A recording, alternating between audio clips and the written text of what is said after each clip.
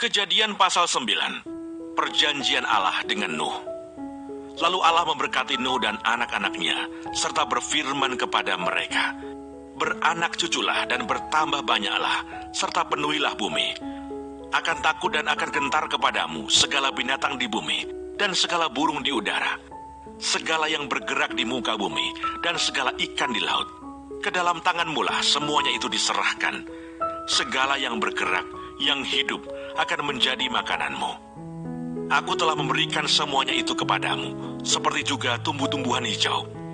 Hanya daging yang masih ada nyawanya, yakni darahnya, janganlah kamu makan. Tetapi mengenai darah kamu, yakni nyawa kamu, aku akan menuntut balasnya. Dari segala binatang, aku akan menuntutnya. Dan dari setiap manusia, aku akan menuntut nyawa sesama manusia. Siapa yang menumpahkan darah manusia, darahnya akan tertumpah oleh manusia. Sebab Allah membuat manusia itu menurut gambarnya sendiri.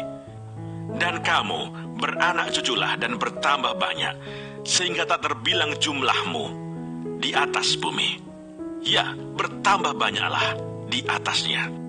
Berfirmanlah Allah kepada Nuh dan kepada anak-anaknya yang bersama-sama dengan dia, "Sesungguhnya aku mengadakan perjanjianku dengan kamu dan dengan keturunanmu, dan dengan segala makhluk hidup yang bersama-sama dengan kamu, burung-burung, ternak, dan binatang-binatang liar di bumi yang bersama-sama dengan kamu, segala yang keluar dari bahtera itu, segala binatang di bumi.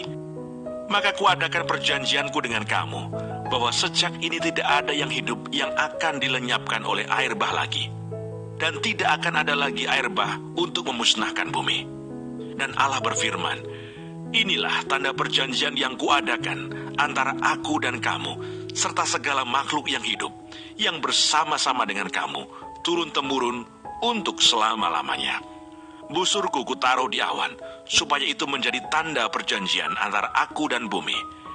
Apabila kemudian kudatangkan awan di atas bumi, dan busur itu tampak di awan, maka aku akan mengingat perjanjianku yang telah ada antara aku dan kamu, serta segala makhluk yang hidup, segala yang bernyawa, sehingga segenap air tidak lagi menjadi air bah untuk memusnahkan segala yang hidup. Jika busur itu ada di awan, maka aku akan melihatnya, sehingga aku mengingat perjanjianku yang kekal antara Allah dan segala makhluk yang hidup, segala makhluk yang ada di bumi." Berfirmanlah Allah kepada Nuh, "Inilah tanda perjanjian yang kuadakan antara aku dan segala makhluk yang ada di bumi." Nuh dan anak-anaknya. Anak-anak Nuh yang keluar dari bahtera ialah Sem, Ham, dan Yafet. Ham adalah bapa Kanaan. Yang tiga inilah anak-anak Nuh, dan dari mereka inilah tersebar penduduk seluruh bumi. Nuh menjadi petani. Dialah yang mula-mula membuat kebun anggur. Setelah ia minum anggur, mabuklah ia, dan ia telanjang dalam kemahnya. Maka Ham, bapa Kanaan itu, melihat aurat ayahnya, lalu diceritakannya kepada kedua saudaranya di luar. Sesudah itu Sem dan Yafet mengambil sehelai kain dan membentangkannya pada bahu mereka berdua. Lalu mereka berjalan mundur. Mereka menutupi aurat ayahnya sambil berpaling muka, sehingga mereka tidak melihat aurat ayahnya. Setelah Nuh sadar dari mabuknya dan mendengar apa yang dilakukan anak bungsunya kepadanya, berkatalah ia, "Terkutuklah Kanaan. Hendaklah ia menjadi hamba yang paling hina bagi saudara-saudaranya." Lagi katanya, "Terpujilah Tuhan Allah Sem, tetapi hendaklah Kanaan menjadi hamba baginya. Allah meluaskan kiranya tempat kediaman Yafet, dan hendaklah ia tinggal dalam kemah-kemah Sem. Tetapi hendaklah Kanaan menjadi hamba baginya." Nuh masih hidup 350 tahun sesudah air bah.